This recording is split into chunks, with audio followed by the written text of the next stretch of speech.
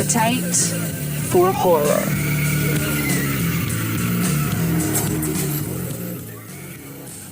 Welcome to the podcast, Appetite for Horror, episode number 12. We welcome director Mr. David Guy Levy. How are you, sir? Good, thank you. Thanks for inviting me on here. 3 names, by the way. I guess is it always been that, or is that more of a Since my Hollywood? since my first short film as like a 10-year-old or 12-year-old, because there's so many David Levys in the world, and I was like, there's only one David Guy Levy. At least, actually, I've come across a couple now. That's But funny. in this space. Fair enough. And that's why, I know this may be hard to believe, but my real name is Brandon. I know. So I just, when I started in radio, I didn't want to be Brandon Weisler, son of a dentist. I wanted to be Brando. So that's something cool. So David Guy Levy sounds like a director's name. That's why it's appropriate. You became a director. Yeah. So I want to get to, as we're talking about like your first film, like what you did your first. That's how I want to get into this, because this is still a new-ish horror podcast for me. My mothership, if you can't tell by my background, is a Guns N' Roses podcast, and that's on top of my radio thing. But I always find what I do in my spare time is watch horror movies, and that's what I've spoken about throughout these 11 episodes with different guests, how I got into it, how they got into it. So I would love to know, how do we get to putting out such one of the better modern horror films, at least one of my favorites, your background, Would You Rather? Before I geek out about Would You Rather, I would like to know the name behind the 3 names, the guy, the little kid, little Levy. Well, I've always loved movies. When I was actually a kid, I spent a lot of time going between New York, my home state, and Kenya and Tanzania, where Wow. my parents made wildlife movies. And so we'd live in tents and shower with water that we heated on the stove, and go live with the animals. And then I'd go back to school, and then my dad would stay, and then my mom would go back to New York with us, or we'd go back and do a semester, with their schoolwork with us there. And then in New York, I was going to the New York Film Festival since, I was old enough not to be annoying during a movie. And where And in New so, York were you from before playing with well, animals? I grew up in Mount Kisco, New York. And then eventually my family moved into Manhattan, which is just half an hour away. Okay. And we go to the New York Film Festival every year. My mom, today, my mom's actually on the board. Like, she takes film very seriously. And so she would take me to these festivals, and she'd take me to see cinema from around the world. And we'd go to the Film Forum in the Lincoln Plaza Center cinemas. And I would just see stuff that my friends would see. And I just, I fell in love with all film. And so it was just natural that I wanted to go to film school. So I went to Ithaca College because I was able to make movies before I was a junior. Like, a lot of schools, you just teach you stuff and then don't let you touch a camera till like, you're a sophomore or junior. And I was like, nope, I don't want to do that. I just want to make movies. I've studied enough in high school. So, and I liked it there. So I went to Ithaca, and I never had a certain genre I wanted to work in. Like, Okay. I don't even know if I consider myself a horror guy, even though I'm going to make more horror. Like, that's something I enjoy. But like right now, I'm working on a film that is the opposite. It's more of a sentimental comedy than it is a horror movie. But I'm also trying to, make a Would You Rather series at the moment, which, could happen. The likelihood of these things happen are always a coin flip. But I'm not shy about where I put my energy. I just want to tell stories that excite me. And Would You Rather, when it was presented to me, excited me. It was an idea that it just started because Stefan Schlachtenhaufen, who's the writer of the movie, texted me. We were friends, and he just texted me one sentence, and he was like, "What if we made a movie called Would You Rather, where you have to do it? You have to make a choice and do it, or you die?" And I was like, "That's great." And and he came up with sort of the idea of the Lambert family, and we sort of created the story together, like just the beats of how the game would be played, and that was fun. And then he wrote the screenplay, and I was like, yeah, I got to do this. So yeah, and I produced movies at that point for like at least 10 years. This is 10 years ago. So I've been producing and making movies since, I was a senior in college. Uh, I helped a friend who's a Bolivian filmmaker make a feature film that upon graduating, I thought I was going to be looking for, assistant jobs. And I was actually representing a movie on the producing level, the summer of my graduation. And I was going to festivals around the world, going to Locarno and Telluride and doing all these cool, and AFI and just doing all this cool stuff. And then I just decided, let me produce movies and let that be my graduate program. Like I'll make a lot of mistakes and I'll see friends make a lot of mistakes. And then when I'm ready and I feel like I've learned from that, I can maybe take a risk and direct, which is what I've always set out to do from the time I was in single digits. That's cool that you got a lot of influence from your mom. And that's how I talk about how in my career, how I've got into radio, and most of it's been in classic rock, and that's through my dad. So Yeah. for your mom to do that, was there specific movies you remember that she highlighted for you? And of course, was there a horror film that she showed you maybe that, even though you didn't set out initially to do it, it still remained, dear to you since you saw it as a kid? She never set out to show me like a specific, like she just loves just the most European things. Like, in fact, she's biased towards them. Like, I'll just see them I'm like, that's no better than this American counterpart over here, but you just like it because it's from France, Mom. Uh, and she does that a lot. As far as horror, I think, that was never her thing unless you could like, it's like tricking a kid to take their medicine, like you could make Silence of the Lambs and tell her it's not a horror and then she'll watch it and love it. And I always thought that was one of the best horror films I've ever seen, just because of the unsettling feeling it gives you, I always like just my favorite things is to feel unsettled. And that's in horror, comedy, drama. I think like in the horror space, when you unsettle me, you're showing me movies like The Shining, which is my all-time favorite horror film, and Silence of the Lambs, which is up there, just because I'm unsettled. And comedy, you're doing that with, Curb Your Enthusiasm, Swingers, these movies where like these guys could just go from A to B quite simply, but they're just going to make it hard and awkward. And I think also in drama, there's like movies like Uncut Gems, which is just like, why is he making the wrong decisions constantly, and just that unsettling feeling. So I mean, those are the things that really excite me. I think like when I see those projects, I go, I want to do that. Why can't I do that? So with the Would You Rather, for example, like I told Stefan, I was just like, I just want to feel icky the whole time. I just want to feel on the edge of my seat, and I want to try to do that without showing the gore. I want to do that with the emotion. And I think one of the things people tell me is that they're just impressed with how they don't even know how much gore they saw. And I was like, yeah, well, that's because, when someone got stabbed, we were cutting away to the reaction of the person to the left or the right. We were trying to really show the tension and not the brutality, even though it's brutal. You're Yes, hearing it. Yeah. it is. You said a lot of interesting things. The key word, I think, is unsettling. How it's unsettled, that you can get that from different genres. And maybe that's what I like too. I like my comedies, but horror is usually the easiest source of being unsettled, depending upon what it is. But you mentioned your favorites, which are everyone's favorites, like The Yeah. I mean, Shining. there's so like, and they're The for Mount a reason. Rushmore. Yeah, the Mount Yeah, Rushmore. for a There's no reason. argument. Like the Yeah. guy nails it. It's a film that I watched. I was sent away to school as a young boy. Um, and I was 12, maybe 13. I think I was 12. And I was in 8th grade and I was in a dormitory. That's my first year of being sent away. And we had these long hallways, like just these long hallways to get back to our rooms. And I watched The Shining late at night in a teacher's apartment. And then I had to walk back to my room, and it was the most terrifying walk down a hallway I'd ever taken. And if a movie can do that to you, it's going to stick with you. I mean, it played with stuff in the way, like, actually, I'm sure a lot of your fans who, if they're fans of this podcast, know this. It's Kubrick designed a space that didn't make sense.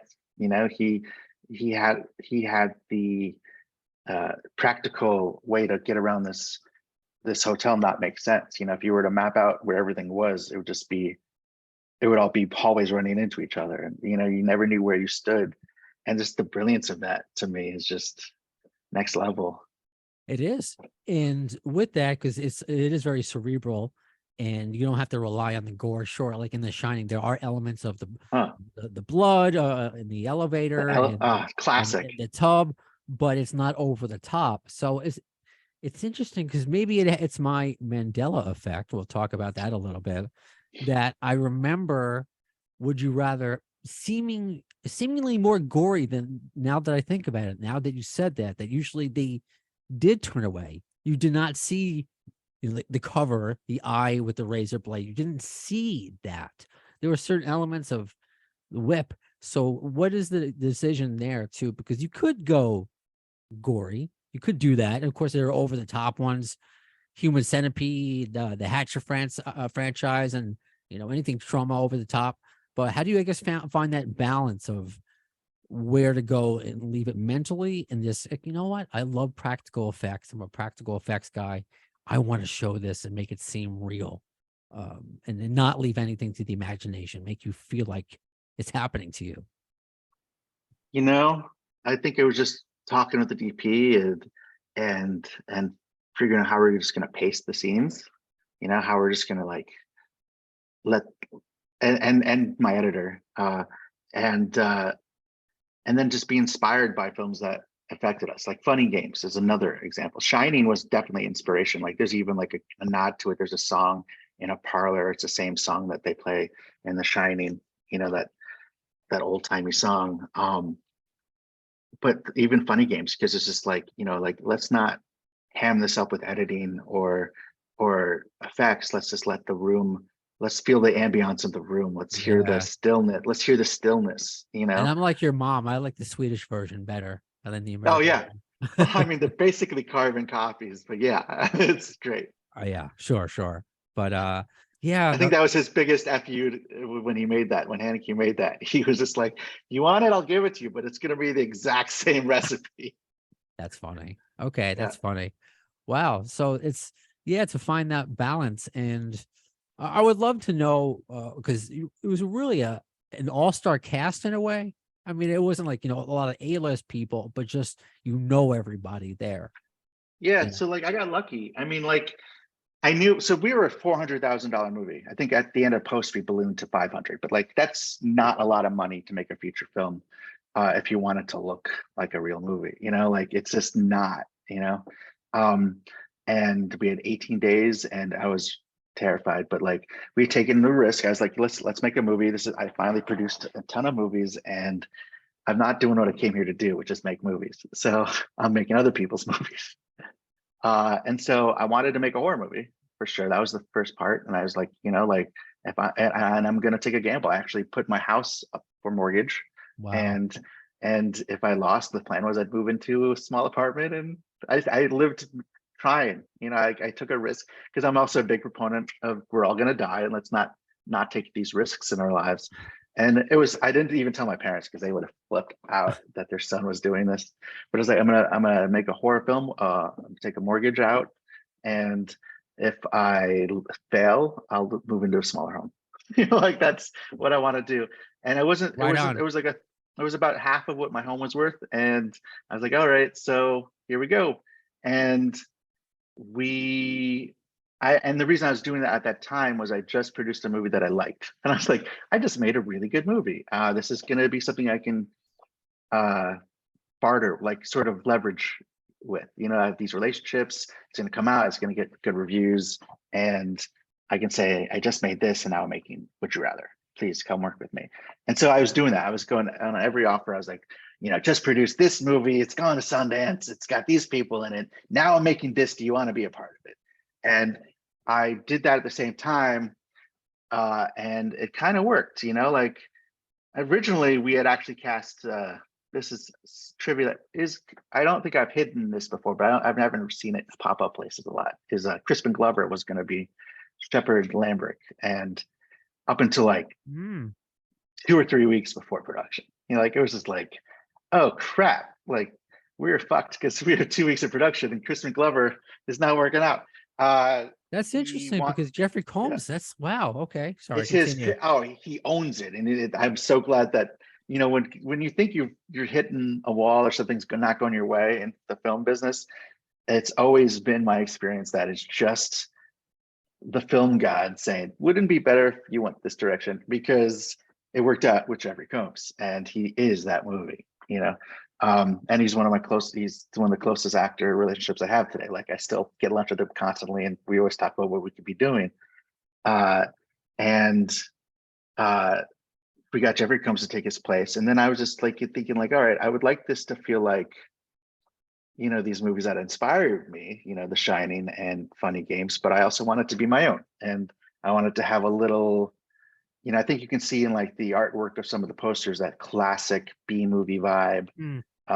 And I wanted to have, and I was thinking, what can I do? And I was like, some like the television actors that I love, you know, like the people that I think are great and aren't like, you know, these A-listers. Like I want to like, who are the best actors who haven't been given that sort of A-list status, who would really add color to this film? Yeah.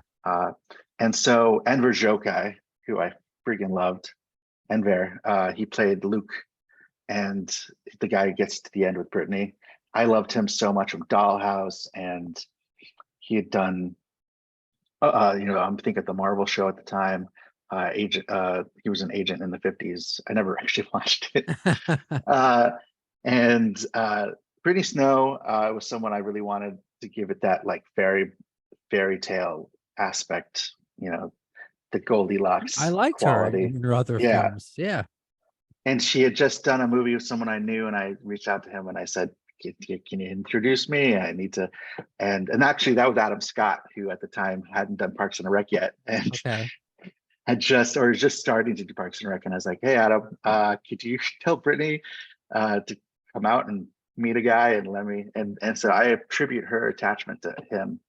And then, you know, like Eddie Steeples isn't the Cal, and I thought he had this like really innocent, lovable quality to him. June Squibb, I had known from About Schmidt, and then after we did Would You Rather, she went on to get a Golden Globe and Oscar nomination. I was like, oh, that's pretty cool. We got one of those in our film now. John Hurd was an experience.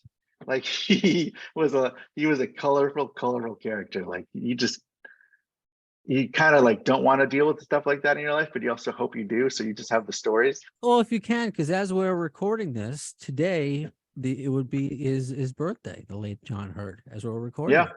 You know, Well, the dad from happy birthday, John. Mr. McAllister from Home Alone, and yeah, he's just a familiar face to just added to that movie. It really did. Oh, he's so good in it. Like that whole monologue not monologue, but that whole dialogue between Jeffrey and him over the scotch is one of my favorite moments in the film, because he is so delicate and broken in that scene. And I didn't have to direct him. I mean, I really didn't. He just came completely knowing what to do with that character. And it was one of the easiest actors to work with, because I was just like, I don't have to cut around this. I can hold on him. Like, it is just, thank you for this. Now getting him to do that's like, there'd be literally like, he was sort of just in another world, to the point where it made the rest of us laugh, like chuckle at lunch break, just like, can you know what he did today? Oh, what's your John Hurd story today? Because he was just kind of like, you know, at this point in his life, on a different cloud than the rest of us. And like he'd be on his phone all the time. And Sasha, who's actually one of my closest friends today, she's who introduced me to my wife. You know, they were DJ partners, and now I knew, you know, and now she introduced me. It's like we're very close. So we knew that from just the very beginning that we were going to be friends. And she'd come up to me once and she's like, you know, I don't think he's talking to anyone on his phone. I'm like, what do you mean? He's like, these calls he's walking around set making, I don't think there's anyone on the line. Like, I look, the screen is off.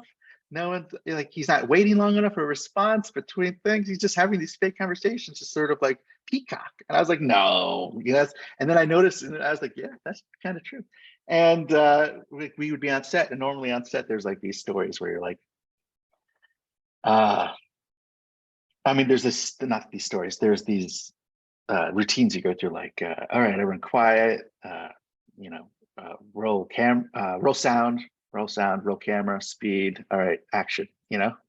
And it turned into, you know, everyone taking their place, John still on his phone. I said, all right, like, roll sound, roll camera, all right, camera, speed, all right.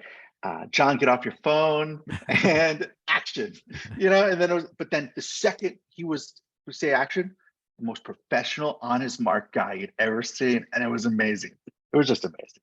Oh, that's a trip. That's a trip. And yeah, Sasha was in there. And then Robin Lord Taylor, who's one of my favorite people on earth, played Julian Lambert. Johnny Coyne played Bevins, Johnny Coyne's about to show up in the new Mandalorian. He has a pretty cool role coming up. And I think he'll be there for a little bit in the Star Wars universe. All these guys just fun and great things. One of my favorite, Rob played Peter the gambler from Trailer Park Boys. That's right. I was just like, I love this show. How do I? And I had made this thing because like I was just also just making YouTube videos for a while because I was like, no, it's I'm like I'm trying to just have some fun with my camera equipment. And I'd made this video where I'm one of those guys who'll just ask people and let them say no before I just give up on an idea. Like, yeah, that is maybe impossible idea, but let's ask everybody just in case. And I was friends with the guy who played Bubbles on The Wire. And I was like, I think I was a stoner still back in these days. And I was just talking with my friends, and I think it was Stefan. And I was like, I think we were Stefan and me with a mutual friend. He said, wouldn't it be funny if you got Bubbles from The Wire to meet Bubbles from the Trailer Park Boys? Wouldn't that be a fun little moment, a fun little scene? And I was like, that's brilliant. And I was like, well, let's ask everybody. So I asked Bubbles from The Wire. And then I was like, well, now let me figure out how to contact the Trailer Park Boys. And I did. I said, hey guys, I'm making a video. I had a connection on Funny or Die who just told me, yeah, if you make this video, we'll put it up. And I was like, and I'm making a video for Funny or Die. And if you want, you could do a scene where Bubbles meets Bubbles from The Wire. And they just loved that idea. And they were like, well, be in town. We're doing a live show in town, like in a couple months. Let's make it work. And I showed up like literally in the alleyway behind the theater where they were doing their live show, made it look like a prison yard. And like for $100 made a video where Bubbles met Bubbles. And it was like my favorite thing ever. And then because of that, I knew I could get Rob. I was like, because we became buddies. I was like, oh, this is really cool. We should talk more. I'm making a movie down the road and blah, blah, blah. And I think that's really how these movies come together. Is just like, it's not only like who would be cool for this, but who can I just ask, And it's really hard to get an A-lister to take you seriously. And then, people who just like to work, and want to choose the best thing that's on their table. And I think the script was really good, and that's how we got that cast. I'm rambling. No, I love it. I love it. Again, I love all the behind the scenes of that film, and I could spend all day talking about Would You Rather, but I do want to move on to the Mandela effect. But however, I'm not finished though. I'm not finished though, because I still want to talk about Would You Rather just a little bit more if I could. I guess you must have been happy with the reception of that, because I'm assuming you're not. I was really proud. Yeah, like I'd made at that point, like, I don't know, 8 or 9 movies, and I'd never seen the investors make their money back. Never. I was just like, and not that like people were being like screwed out of their money. Like when people go and finance an indie film, they're sort of thinking they're just supporting the arts. It's not really, unless you're like a sort of a liar and a grifter, you're not telling people to expect their money back. You're telling people you might make some of it back, and maybe you'll see little checks over the years, but it's it's mostly a tax write-off for people. And I'd done this knowing that this is a very risky thing. That's why they kept the budget low, and we sold it to IFC. And with the first licensing deal they did, it was like an HBO broadcast deal for 6 months. They got the budget back, and I was like, "Holy crap! We just like broke even. This is amazing." Just to break even. Yeah, and I couldn't get into some, like Sundance didn't want it, and a couple of these places didn't want it, and I was like, "I'm just gonna put it out." And IFC grabbed it, and I was just very fortunate. The guy who actually acquired it for IFC went on to, he's now the head of acquisitions for Neon. He sort of launched that company, and like he has such great taste. When I see everything that Neon takes, I'm like, I love everything. And I say that about IFC. I really do about the horror films, IFC films. If I see that logo come up at the beginning, I'm like 9 times out of 10, I'm gonna like it. And that happened with you. I think it was on Netflix. Cool. Yeah. It was good timing. It was like the end of the president of IFC who started IFC's tenure. You know, it was like a year or two later, he was just going to be retiring, and he loved it. And he had the poster on his door, and HR told him he had to take it down because it was the one with the eye slice, and it was disturbing people. But he loved it so much, it was like on the outside of his office door, and it was the first film that they used the IFC Midnight label on. So I was it like, is. kind of like, it was kind of like a little badge of honor. I thought that was really cool. I didn't know that. That is cool. That is a badge of honor. Yeah. Because like I said, I like that. The IFC Midnight series, I guess I should specify. Yeah. Correct. Yeah. I usually, wow. It's, yeah, you're the birth of that. That is something Yeah, I'm like really proud of. they weren't putting the logo on the films yet, but like when they sent it around to places, there's like IFC Midnight Presents, and I was like, oh, that's pretty cool. And then yeah, I think, did I answer? Yeah. No, All right, cool. it's good enough for me. Oh, and then like, you know, the reviews, I'm sorry, like the response was this, like, I saw it with an audience and I was like, oh my God, people dig this. Like, I could, and then when the sale and the people digging it, I just sighed of relief because I was walking around with an ulcer for like a year between shooting and trying to get it sold. I can't even imagine. You're I was just like almost pacing up and down my street. your livelihood is on the line, so to speak. I mean, Yeah. not as quite as much as would you rather. You wouldn't have been Yeah. killed or beaten. No, I wouldn't have been killed, but I would have had life changes. And then even like a year after it came out, someone wrote a nice, like, I think AA Dowd wrote like a really nice review. Like, I didn't review this when it came out, but I just wanted to put out a good review. Like, and I was like, wow, people like this movie. That, like, unsolicited reviews are coming. And so I've always been proud, and you know, it's been 10 years now, and every week someone is showing me an article they just saw that just got posted, or someone, you know, I feel like, you know, even if I die today, I made a movie that was seen. So that's really nice. That's cool. I like to hear you say that. But actually, I do have another one, because maybe, Yeah. who knows about Would You Rather, the series that you mentioned. What are the plans? What have you tried to do with that? What's the idea behind that? Because obviously I'm on board.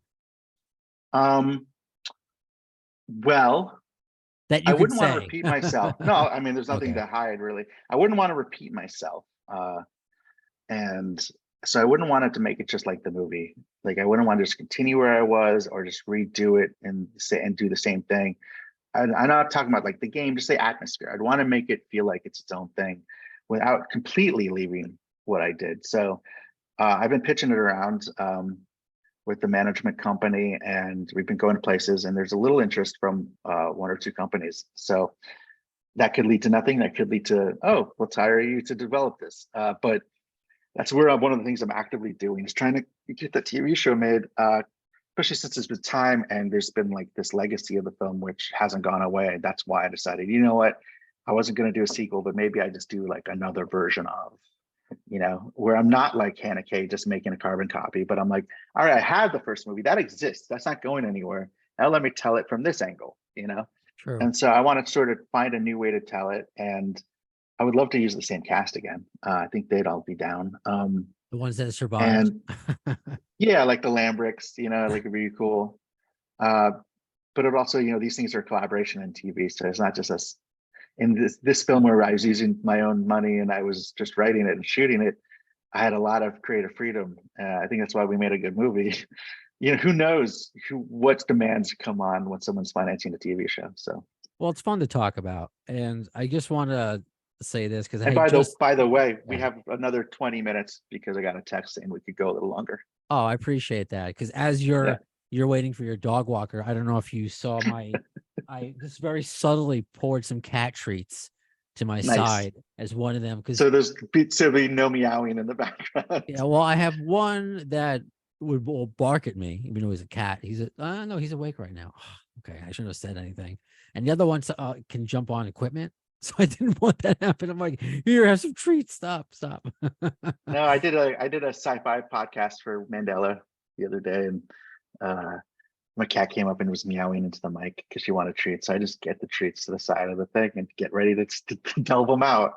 Oh, it just quick. I mean, I'm allergic to cats, yet they sleep on my head. Like, it's one of those things. I love it, yet they kill me. It's one of those things. But because I just recently watched the Mandela Effect, which is for free on YouTube, which is really cool. And I had a Mandela effect watching it because I really thought that lead character, Brendan, was in Cube, and it's not the same Okay. guy. Okay. So I just thought that was kind of funny that watching the Mandela effect, I was like, didn't I see him in this? I know not quite the same. So I would love to know the genesis of putting that film together, because that had to be quite an undertaking, because the amount of information that It you was or dense. yeah. I had always loved movies like Coherence, and I love movies like Pi, and I always wanted to make like just a obsessive character who latched onto an idea, and you have all that information thrown at you, kind of a movie. And we had less money than Would You Rather, because no one. I didn't have the desire to try to get a big actor and take 3 years doing it. I just wanted to make a movie. And liking movies like Coherence and Pi, I was like, why not just go make it like they did, and I actually regret that today, because I felt like the movie I made didn't go to where I wanted to go creatively. It just went to what I was able to do in the time I was able to afford making it. Okay. Because we had less time than Would You Rather. We had like, I think 14 days we shot it in, and Jeez. $200,000. It's some of those shots I look at, like, how long did that shot take? And it's just the going between where the worlds are kind of colliding. That's a Yeah. lot to do in 2 weeks. And that was a passionate couple buddies who made VFX, and I was like, let's take our time. This might take a few months to do the shot as opposed to a few weeks that Marvel wouldn't have you do it. But let's make it, and get it done. And they worked with us during production, so we get sure we're getting the right stuff.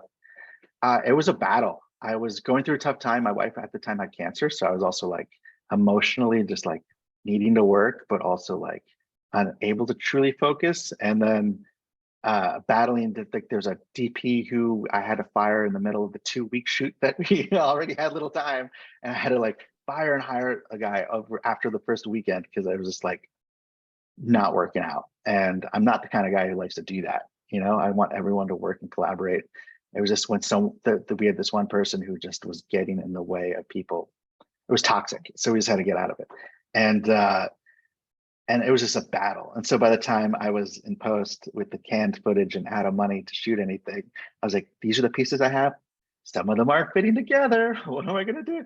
And so it was a battle. Proud of it though. I think for what we did, if anyone know what we accomplished for what we had, I think they'd be pretty impressed.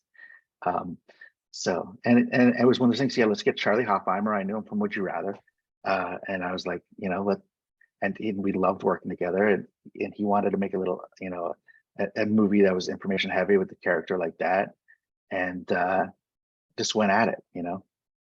Do you personally believe in all that stuff, the multiverse, and are we I living would in a love simulation? I would love to believe it.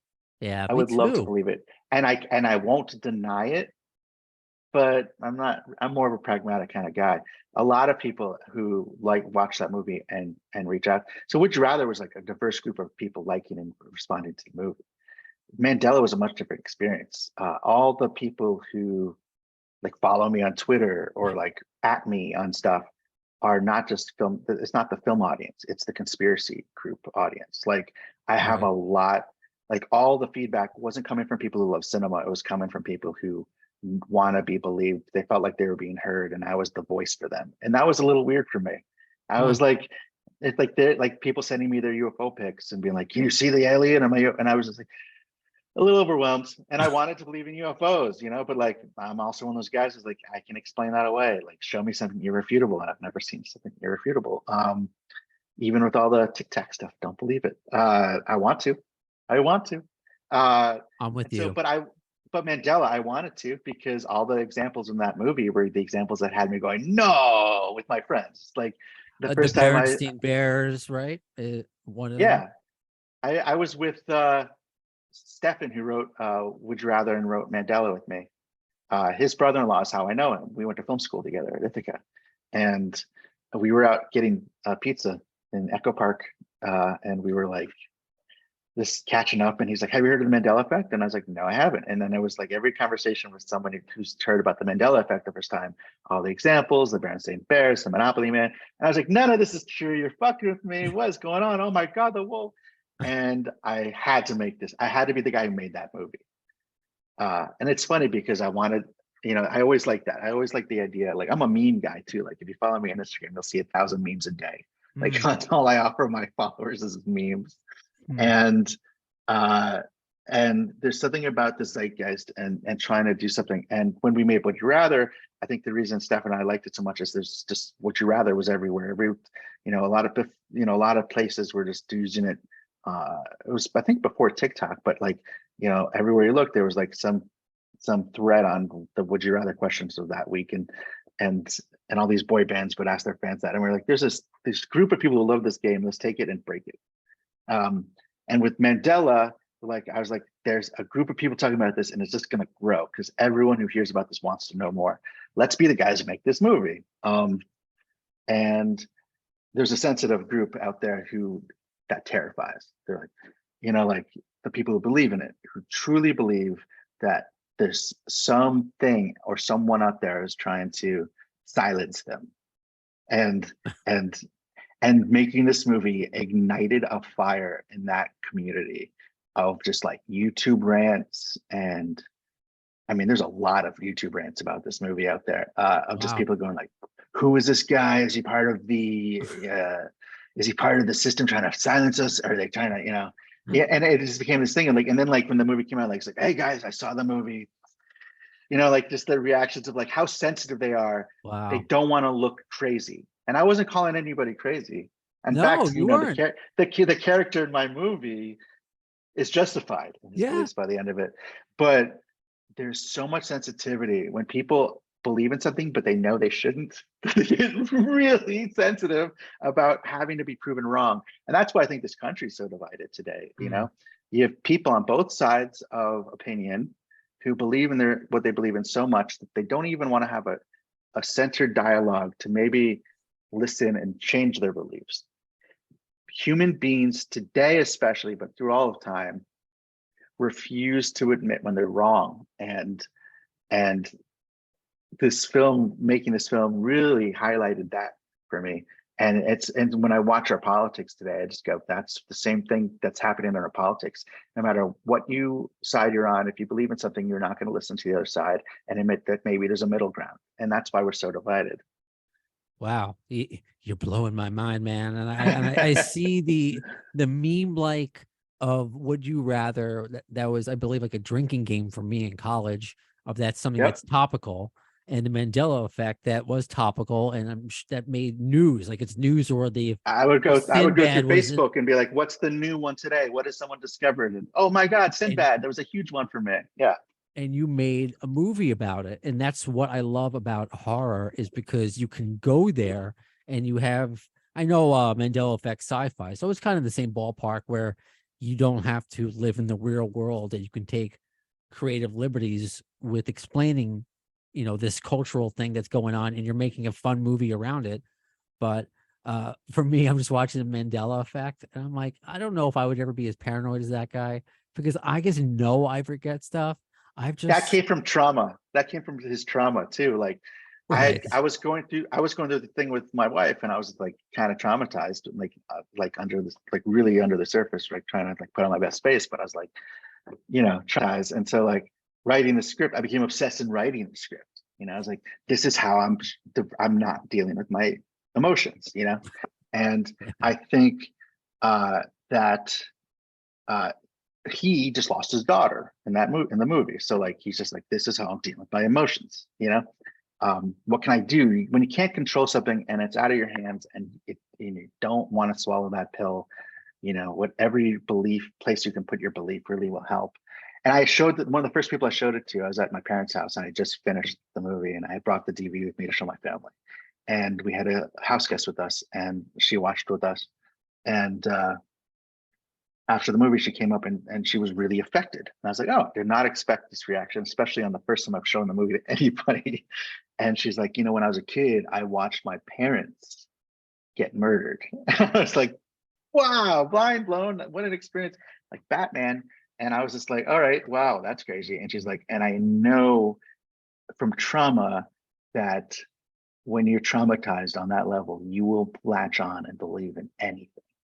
And I Sure. was like, And I was like, and so the thing and ever since that moment, I've looked out for it. And I always see when people who are really touched by the movie come up to me, it's because, and they not come up to me, but, online say stuff.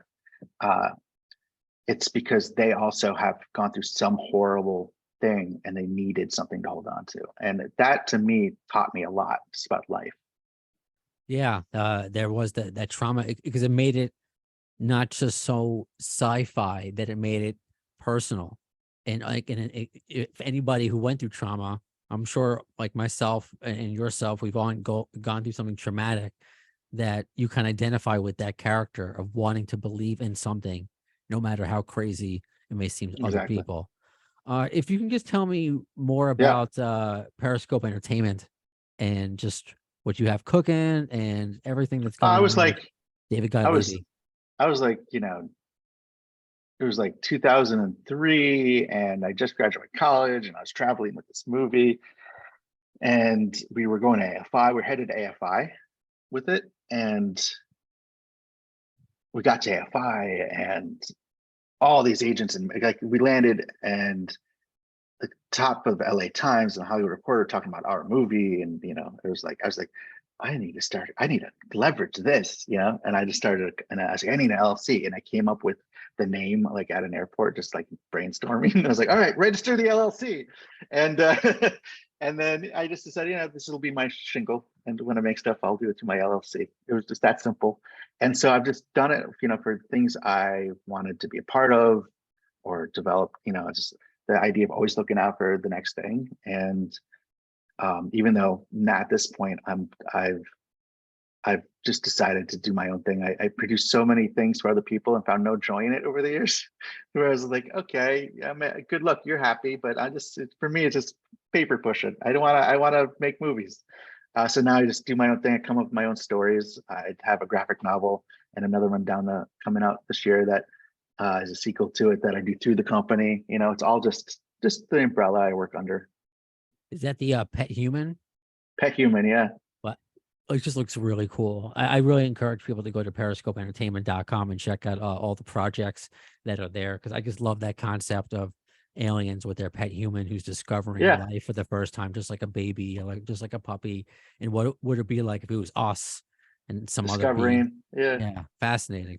Well, I'm on my second dog now, and my last dog, I used to be a stoner. I've cleared my head since, but Oh, I I, still am. Well, yeah, I'm I gonna would be a be. dad. No, I I'm gonna, would be, but my body just there's changes, and one day I was like, I don't like this anymore. This is a horrible experience, but I still love it. I did And that with fast food anyway. yeah. And I was with my old dog, and I was, smoking and feeding him, and and he was so appreciative. And he'd look at the bowl, and I'd be like, you don't even know where this food comes from. You just know it's in a bag and it goes in a bowl.